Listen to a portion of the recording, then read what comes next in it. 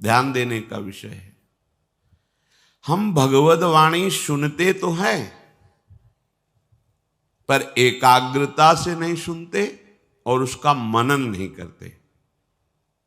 देखो, भगवान ही हैं जो अपने रहस्य को बता सकते हैं। दूसरा विश्व ब्रह्मांड में जो जितना जाना वो अपने बुद्धि के विषय को जाना।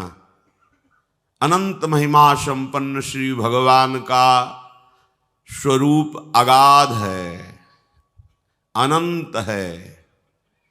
वो संपूर्णतया प्रकाशित हो जाए हमारी बुद्धि में, ये अलग बात है। हमारी बुद्धि उनको नहीं जान सकती।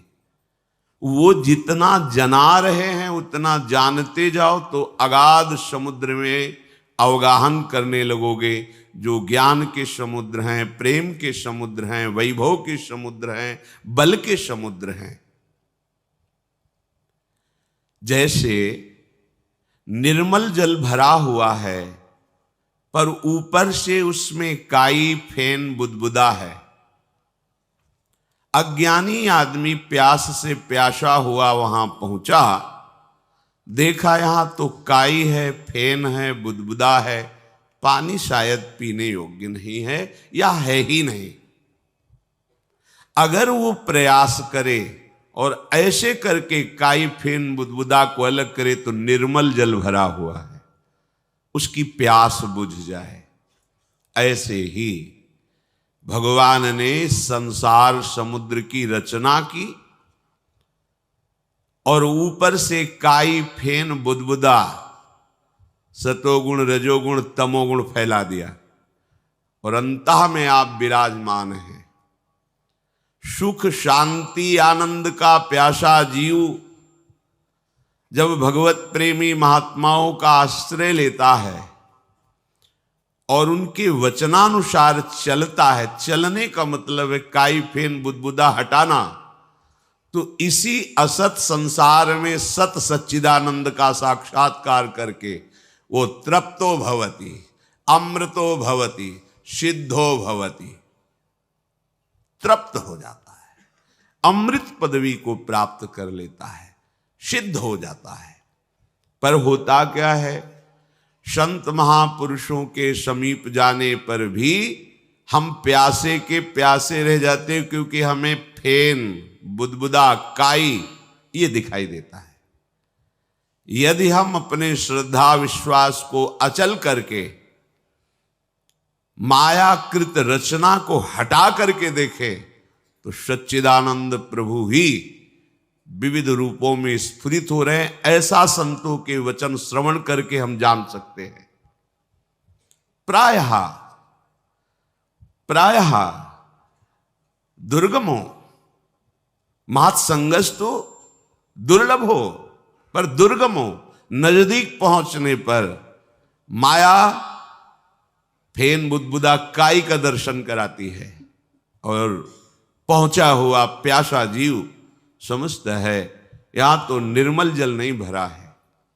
नहीं, श्रद्धा विश्वास पूर्वक एकाग्रता पूर्वक महत्व बुद्धि उनमें, उनके वचनों में, फिर देखो तुम्हें निर्मलता का अनुभव होगा, तृप्ति का अनुभव होगा।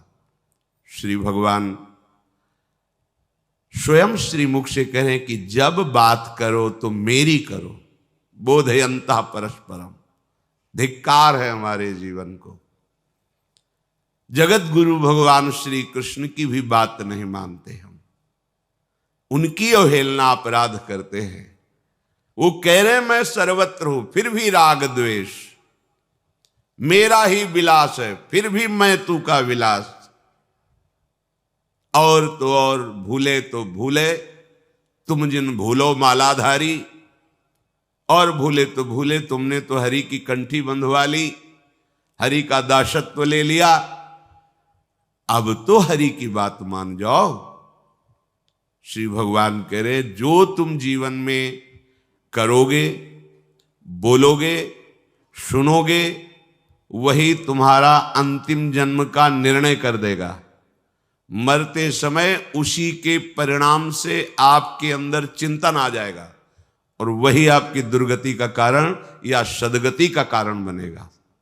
सदा तद्भाव भाविता, आप जिस भाव से सदैव भावित रहे हैं वही आपका परिणाम होगा। हमारी जैसी वासना होती वैसा चिंतन होता है, वही हम अपने स्वरूप का अनुभव करते हैं। काम की वासना तो निर्मल सच्चिदानंद स्वरूप होते हुए भी कामी हो गया। देख लीजिए, वासना परम महामहिम स्वरूप सच्चिदानंद भगवान का अंश जो आत्मा है वो कामी कहा गया, क्रोधी कहा गया, पापी कहा गया, नीच कहा गया। क्यों? क्योंकि वो वासना का अपने में आरोप करके चिंतन के कारण वो तद्भाव भाविता हुआ, तो उसे हम ऐसा कहने लगे ये दुष्ट है, ये नीच है, ये कामी है। और वो निष्काम होकर प्रभु का चिंतन करने लगा तो उसे निष्कामी है, महात्मा है, ये तो साधु है। आत्मा में कोई फर्क नहीं पड़ा तुम्हारे महात्मा कहने से या दुष्टात्मा कहने से। वो तो तब भी निर्मल था, अब भी निर्मल है, आगे भी निर्मल रहेगा। पर ये अनुभव ना होने के कारण तद्भाव भाविता, आप जिस भाव से भावित रहते आपकी सदगति और दुर्गति आपके भाव के अनुसार होती है। वासना यस्य यत्र स्यात् स तम स्वप्नेषु पश्यति, स्वप्नवन मरणे गेयम वासना तो वपुर नृणाम। जैसी तुम वासना रखोगे वैसे ही तुम्हारा स्वरूप हो जाएगा। अगर आप गंदी वासना, गंदा भोजन, गंदा संग, गाय के थन में दूध भरा होता है पर चीचड़ जो होता है वो दूध नहीं पी पाता है, वो खून पीता है। वही लगा है, अमृत में पुष्ट करने वाला दुग्ध बिल्कुल वही है, पर वो चीचड़ जो होता है छोटा सा कैसे कीट होता है, वो चिपका रहता है, वो खून पीता है गाय का, वो दूध नहीं पी पाता। ऐसे ही जब वासना के द्वारा तुम्हारा अपराध भाव हो जाता है, अमृत में उनके वचन पीकर निहाल नहीं होते, उनका हृदय असंतुष्ट हो जाता है। इतना प्रयास करने पर भी, इतना सौभाग्य प्राप्त होने पर भी ये जीव अपना कल्याण क्यों नहीं कर रहा, इस बात की जलन, इस बात का उनको दुख होता है। जैसे मां बच्चे को दूध पिलाती, वो ना पिए तो मां को कष्ट होता है, अगर पी ले तो बच्चे का स्वास्थ्य पुष्ट होगा, उसकी भूख मिटेगी और ये देखकर मां प्रसन्न हो जाएगी। ऐसे ही सद्गुरु संत महापुरुषों का हृदय ऐसा ही होता है। पर ये चीचड़ स्वभाव, खून पीने वाला स्वभाव होने के कारण महापुरुषों के समीप भी वो परमानंद का साक्षात्कार न करके राग द्वेष की वृत्तियों में विचरण करता रहता है। इसलिए महात्माओं का संग दुर्गमों कहा गया है। यश वासना, जो तुम वासना लोगे वैसे ही तुम्हारी गति हो जाएगी। प्यारे, तुम वासना के लिए जन्म नहीं लिए हो, उपासना के लिए जन्म लिए हो। तुम दुख प्राप्त करने के लिए मनुष्य नहीं बने हो, दुखों को जड़ से मिटाने के लिए तुम्हें मनुष्य शरीर मिला है। गोस्वामी जी कह रहे हैं, नर्तन सम नहीं कवनिव देही, चाहे देवता ही क्यों न हो, उसमें इतनी सामर्थ्य नहीं है कि वो भजन कर सके, सत्संग कर सके। वो केवल अपने पुण्यों का भोग भोगेगा। नारकी जीव केवल अपने पापों का भोग भोगेगा। आप भजन करके भगवान को प्राप्त हो सकते हैं। चराचर जीव की आकांक्षा रहती है, एक बार मनुष्य बना दिया जाए मुझे, क्योंकि नरक स्वर्ग अपवर्ग नशेनी, आप इससे नरक जा सकते हो, स्वर्ग जा सकते हो, आप मोक्ष प्राप्त कर सकते हो, आप भगवान का साक्षात्कार, भगवान की लीला में सम्मिलित हो सकते हो। ऐसा ये दुर्लभ मनुष्य शरीर है। तो श्री भगवान कह रहे हैं, यदि तुम संसार का चिंतन करोगे, भोगों का चिंतन करोगे, राग द्वेष का चिंतन करोगे, तो तुम्हारा स्वभाव बन जाएगा ये, और उस स्वभाव के कारण ही आपका अगला जन्म होगा। उसी से निर्णय हो जाएगा कि आपका अगला जन्म क्या होगा। तो मानो यहां अर्जुन जी ने प्रश्न किया कि प्रभु फिर मुझे क्या करना चाहिए। भगवान आगे के श्लोक में कह रहे हैं, तस्मात् सर्वेषु कालेषु मामनुस्मर्युध्य च मयि अर्पित मनो बुद्धिर मामे वैश्यस्य संशयम। हे अर्जुन, इसलिए, किस लिए? तू जैसे भाव से भावित रहेगा, तेरी गति दुर्गति तेरे भाव से होगी। इसलिए तुझे सब समय, तस्मात् सर्वेषु कालेषु, सब समय केवल मेरा स्मरण प्रधान रखना है तेरे को। भगवान के वचन मान लीजिए। क्या जाता है आपको? राधा राधा राधा राधा। कुछ भी कार्य करो जो आपके व्यवहार में, आपके धर्मानुकूल, आपकी योग्यता के अनुकूल सृष्टि में सेवा मिली है, व्यापार, नौकरी, किसानी, पढ़ाई लिखाई, जो भी। यहां श्री भगवान जो कह रहे युद्ध च, युद्ध माने कर्तव्य। अर्जुन महावीर, अतिरथी वीर और क्षत्रिय कुल में उत्पन्न हुए, उनके लिए कर्तव्य सामने आ गया है, धर्म की रक्षा के लिए युद्ध करना। युद्ध माने कर्तव्य कर्म। जो तुम्हारे सामने कर्तव्य कर्म है, उत्साह पूर्वक उसको करो, पर मामनुस्मर, मेरा स्मरण करते हुए। हम कार्य तो करते हैं, पर भगवान का स्मरण करते हुए नहीं, प्रभु का स्मरण करते हुए नहीं, भोगों का स्मरण, उसके फल का स्मरण, या रागवृत्ति से या द्वेष वृत्ति से, दो से ही हम विचरण करते रहते हैं।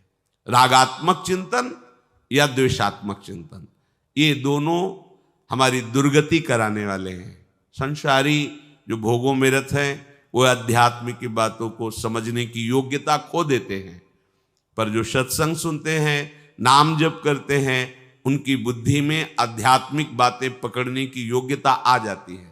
आप सब भाग्यशाली हैं। श्रीधाम वृंदावन आए, वृंदावन वास कर रहे हैं, रोज सत्संग सुन रहे हैं, पर आप अपना दुर्भाग्य क्यों बना रहे हैं? राग द्वेष में क्यों विचरण कर रहे हैं? आपका समय व्यर्थ चिंतन में क्यों जा रहा है?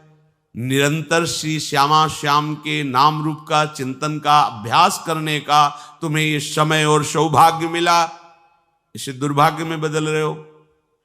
अरे प्यारे, तुम कुछ किसी का नहीं बिगाड़ सकते, तुम अपना बिगाड़ रहे हो।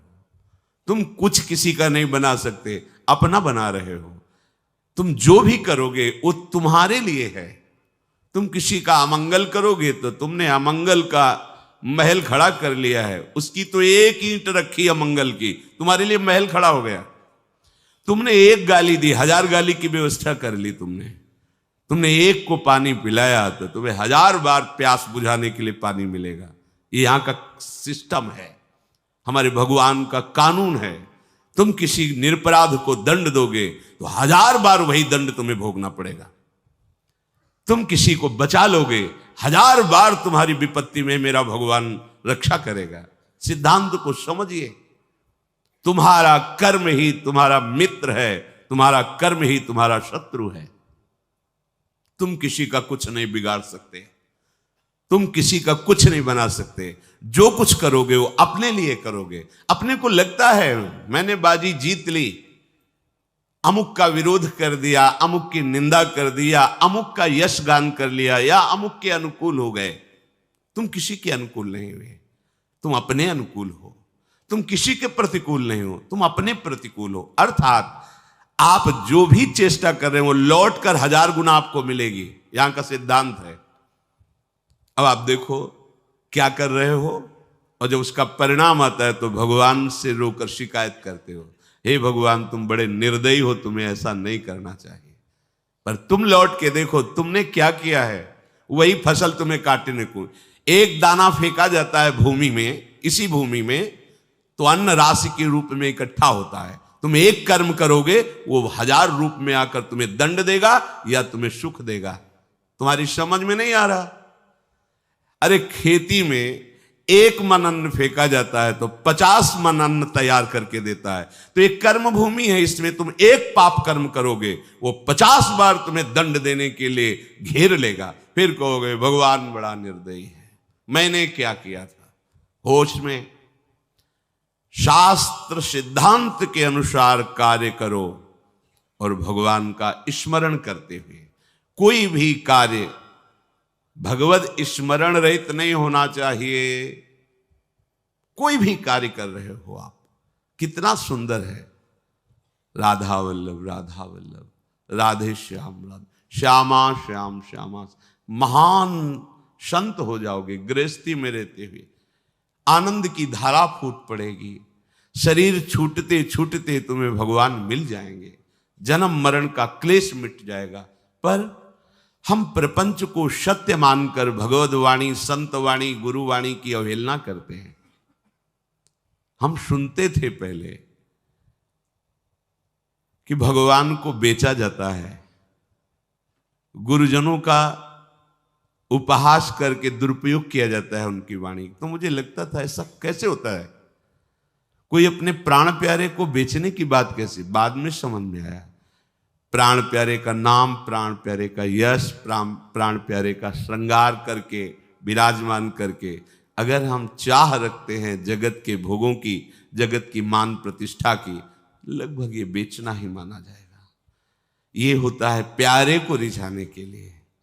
गुरुजनों की वाणी को बेचना, गुरुजनों की वाणी का दुरुपयोग करना, गुरुजनों की अवहेलना करना, ये कहां तुम्हें पहुंचा देगा, कहां पहुंचा देगा। अनंत माताओं जैसा वात्सल्य लिए भगवत प्रेमी महात्मा जन आपके कल्याण के लिए अपने एकांतिक चिंतन को भी गौड़ करके तुम्हारे बीच में उपस्थित रहते हैं। उनको तुम्हारी आवश्यकता नहीं है, तुम्हारे मंगल के लिए वो बोलते हैं, तुम्हारे मंगल के लिए उनकी सारी चेष्टा होती है। पर जैसे एक बिच्छू गंगा जी में बहते जा रहा था, तो काशी की बात, एक संत स्नान कर रहे थे, देखा बेचारे के पास ऐसी बल वृत्ति नहीं है जिससे वो तैर कर निकल जाएगा। ऐसे उठाया, उसने डंक मारा, ऐसे फिर जल में गिरा, फिर उठाया, फिर डंक मारा, फिर उठाया। एक व्यक्ति दूसरा वहां खड़ा था, उसने कहा बाबा जी पागल हो क्या, वो तुम्हें बार बार डंक मार रहा है, तुम उसे क्यों उठा के बाहर फेंकना चाहते हो। बोले बेटा वो बिच्छू है, हम संत हैं, हमारा और उसका स्वभाव है, होड़ लगी है, वो अपने स्वभाव से चूकेगा नहीं। एक जंतु है, वो अपने स्वभाव से चूकेगा नहीं, मारेगा डंक। तो मैं संत हूं, अपने स्वभाव से कैसे चूक जाऊं। वो मारने दो डंक, उठा के बाहर उसको रख दिया। पीड़ा सही पर उसकी जीवन रक्षा की। कहां जानोगे तुम संतों के स्वभाव को। तुम स्वार्थ बुद्धि से जब आप देखते हो तो तुम्हें काई फेन बुदबुदा ही नजर आएगा, निर्मल जल नजर नहीं आएगा। भगवद वाणी का अनुशीलन करो, अनुकरण करो, जीवन में उतारो प्यारे।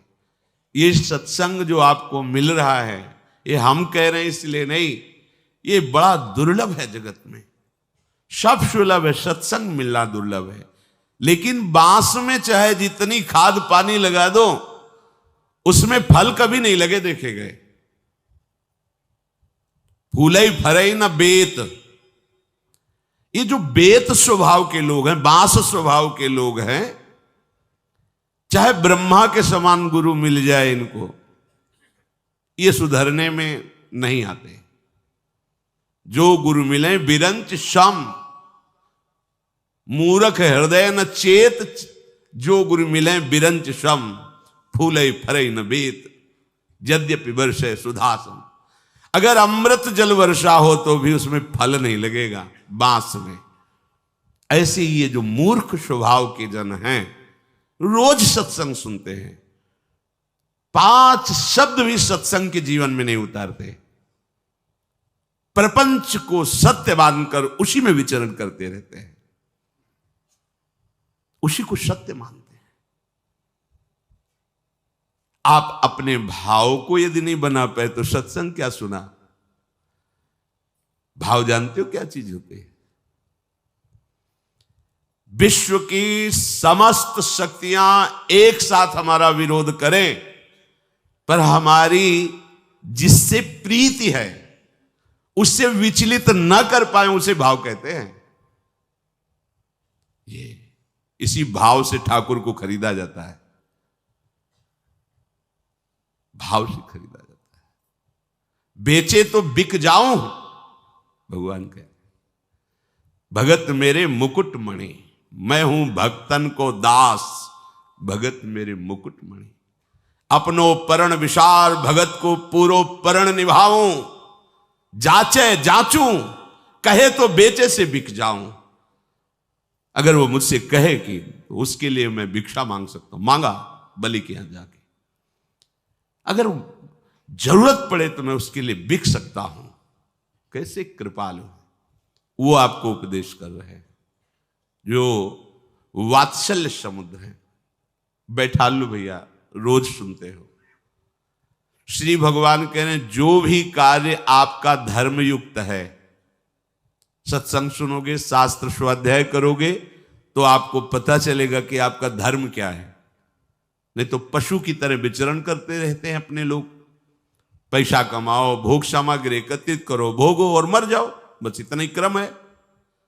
देख लो ना, पैसा कमाओ, भोग सामग्री एकत्रित करो, भोगो और मर जाओ, इतना ही क्रम है बार बार। नहीं नहीं, ये क्रम नहीं है। पैसा कमाओ धर्म से, भोग सामग्री लाओ, ठाकुर सेवा में लगाते हुए प्रसाद रूप से पाओ, और जीवन जियो हरि के लिए। अब सार्थक हो गया जीवन। भगवान कह रहे, मई अर्पित मनोबुद्धिर मामे वैश्यस्य संशयम।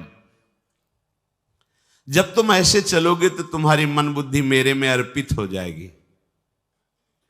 कैसे कैसे समझावें? कभी कभी हार चित्त स्वीकार कर लेता है कि नहीं समझ पाएंगे, नहीं आप समझना नहीं चाहते तो कैसे समझाया जा सकता है? जब अमृत समुद्र में ही था और मंथन करके निकाला गया, चंद्रमा भी समुद्र में ही था, मंथन करके निकाला गया, तो उसमें सब जीव जो थे वो बड़ा पश्चाताप किए कि अमृत किरण विस्तार करने वाला चंद्रमा भी यही था और अमृत कलश भी यही था, और हम उसे पी नहीं पाए, पर जिसने मंथन किया उसके हाथ में लग गया। समझिए आप, आपको अमृत का सानिध्य मिला, कथामृत, लीलामृत, नामामृत, धामामृत, चरणामृत, रूपामृत, पर आप समुद्र के उन्हीं जीवों की तरह अपने को दुर्भागियों की पंक्ति में मत खड़ा करे कि बाद में जीवनी लिखी जाती है। बाद में जीवनी लिखते हैं और गर्व से कहते हैं कि मेरे गुरु की जीवनी है, लेकिन गुरु का जीवन अपने जीवन में एक नहीं उतारा। क्या होगा ये उपहास? रहे तो समझे नहीं, गए तो समझ रहेगी नहीं। पहेलियां हैं, समझ जाओ, ये ज्यादा दिन की बाजार नहीं है। चंद मिनटों के लिए समय दिया जाता है, स्वीकार करके चल दो तो निहाल हो जाओगे, नहीं आगे अंधेरा है। अभी चांदनी है, सैया बिछा लो, अंधेरे में नहीं कर पाओगे। जहां जाना है वहां की व्यवस्था कर लो। जब काल अंधकार पैदा कर देगा, विपत्तियों का, रोगों का, समस्याओं का, फिर तुम भगवत प्राप्ति के लिए उपाय नहीं कर पाओगे। अभी संयोग है, सत्संग मिल रहा है, डांट मिल रही, सानिध्य मिल रहा है, अभी भगवत प्राप्त कर लो। आगे जब हमारे संतों के समाज में तुम्हारा मन भगवत प्राप्ति के लिए उत्साहित नहीं हो रहा, तो तुम्हारा विषयों पुरुषों के संग से क्या दुर्दशा होगी, अनुमान लगा लो। शास्त्रों में वर्णन है, ऐसा जो होता है वो महाभाग्यशाली कहा जाता है। ये चार बातें जिसके जीवन में आ जाए तो हृदय आनंद से भर जाए और नाचने का मन करे। ये चार बातें, और ये चार बातें उसी के जीवन में आती है जिस पर भगवान की विशेष कृपा होती है। जो हो चार बात एक ठोर, जो हूं चार बात एक ठोर, तो मन मीत मिले मोहन ते, वो बने रसिक सिरमौर, जो हूं चार बात एक ठोर। एक ब्रज जन्म दूजो मानुष तन, विद्या ज्ञान प्रकाश, पूर्वले की लागी लाल सो, ही भक्ति आभास। इतने हूं पे नहीं करे कृपा कहूं, तो करिए सत्संग, दया विचार भक्ति जन पेरे, रहस रंगे रस रंग।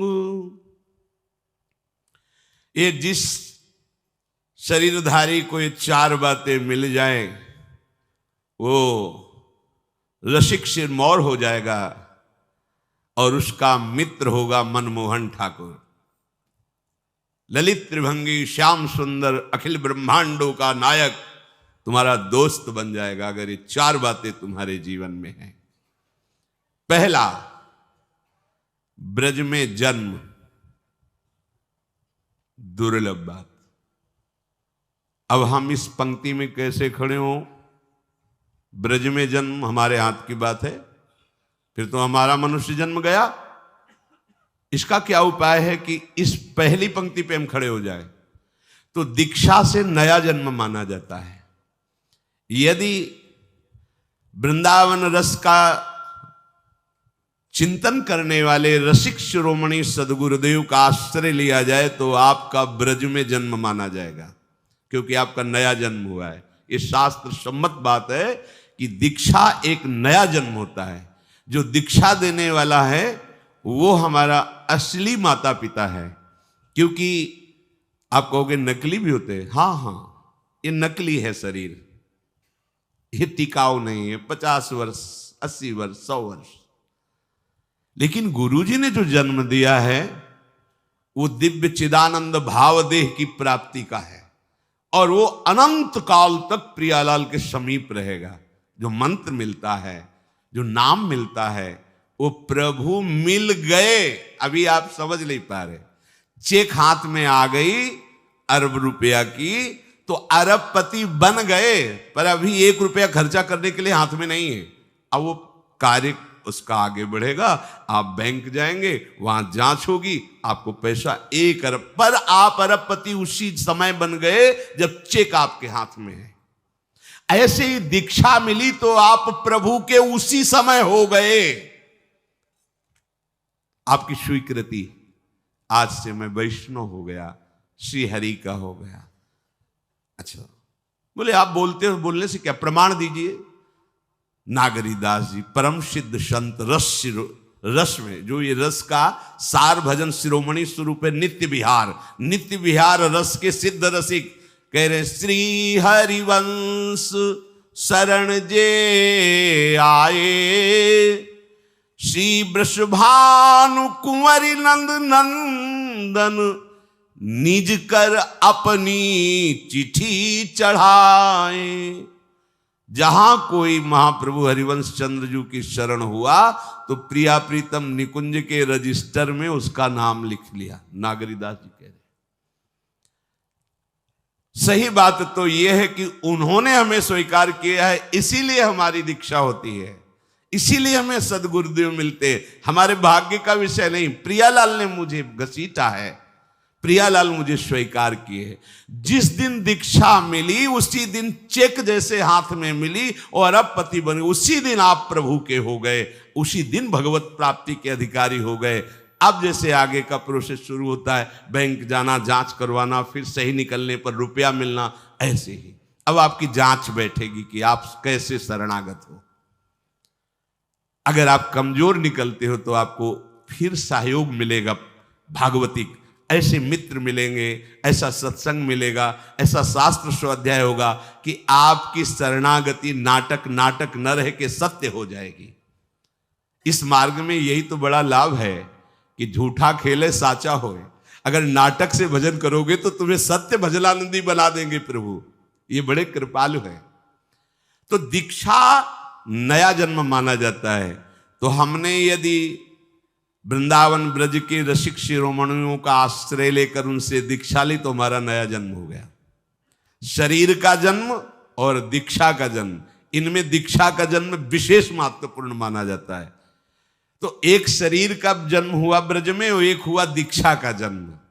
तो हम शरीर के जन्म में तो ब्रह्मा के विधान से चलते हैं, लेकिन दीक्षा के जन्म में साक्षात श्री हरि के विधान से चलते हैं।